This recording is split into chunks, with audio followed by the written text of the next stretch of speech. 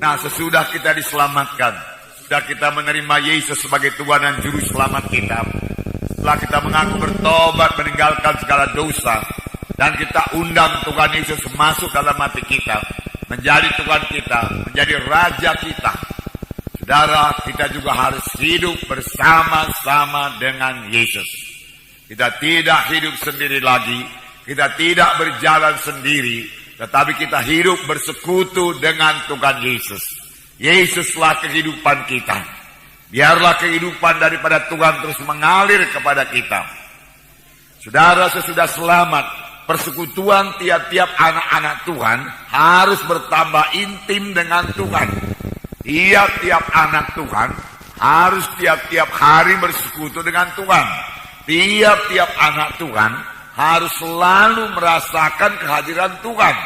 Tuhan yang kita sembah itu Tuhan yang hidup. Kita harus selalu merasakannya di dalam hidup kita sehari-hari. Satu persekutuan yang terus-menerus, satu persekutuan yang berkesinambungan, di mana pimpinan Tuhan berlaku atas kita, di mana kita mendengar suara Tuhan dan mematuhi suara Tuhan dalam hidup kita.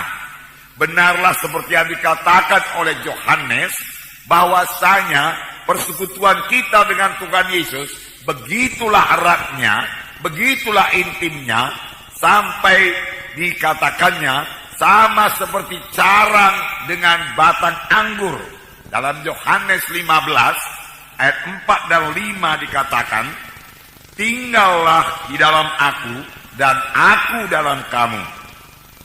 Sama seperti ranting tidak dapat berbuah dari dirinya sendiri kalau ia tidak tinggal pada pokok anggur, demikian juga kamu tidak berbuah jikalau kamu tidak tinggal dalam aku. Tuhan Yesus berkata kita harus tinggal dalam Dia. Yesus tinggal dalam kita, kita tinggal dalam Yesus. Yesus dalam hati kita, kita dalam Yesus. Ayat 5. Akulah pokok anggur dan kamulah ranting-rantingnya. Barang siapa tinggal di dalam aku dan aku di dalam dia, dialah berbuah banyak, sebab di luar aku kamu tidak dapat berbuat apa-apa. Di sini dikatakan, akulah pokok anggur, kamulah ranting-rantingnya. Barang siapa tinggal dalam aku, artinya bersekutu dengan Tuhan Yesus, berjalan bersama-sama dengan Yesus, sadar akan kehadiran Tuhan dalam hidup kita, mematuhi suara Tuhan dalam hidup kita, ia akan berbuah lebat. Tetapi di luar Tuhan Yesus, walaupun kita sudah selamat, kita tidak dapat berbuat apa-apa. Inilah yang dikehendaki Tuhan. Untuk inilah kita diselamatkan Tuhan, yaitu supaya kita hidup bersekutu dengan Tuhan. Dan jangan lupa, kalau sama sebagaimana zat-zat mengalir kepada ranting dari batang anggur itu, mengalir kepada ranting, sehingga ranting itu dapat memberikan buah.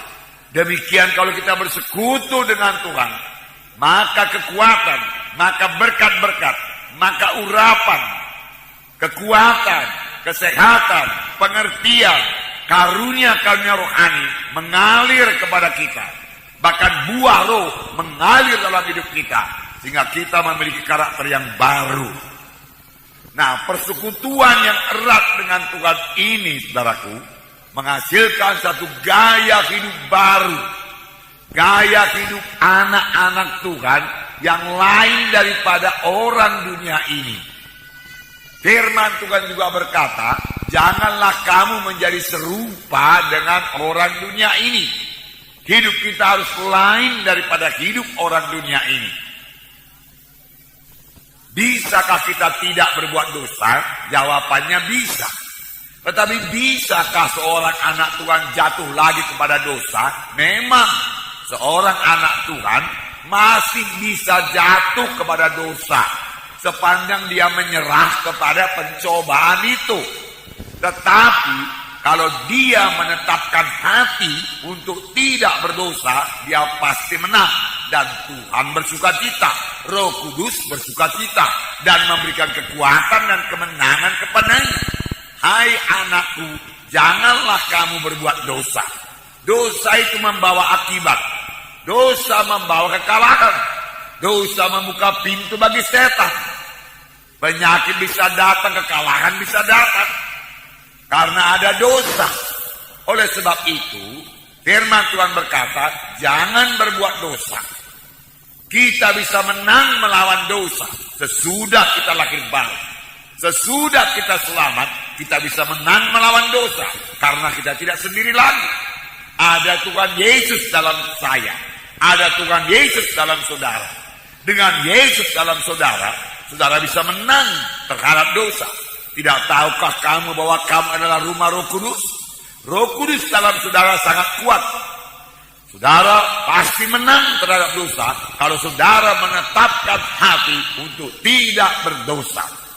Nah, firman Tuhan berkata, hidup anak-anak Tuhan adalah hidup yang berkuasa. Oleh karena satu orang, yaitu Adam, maka semua manusia dikalahkan oleh dosa.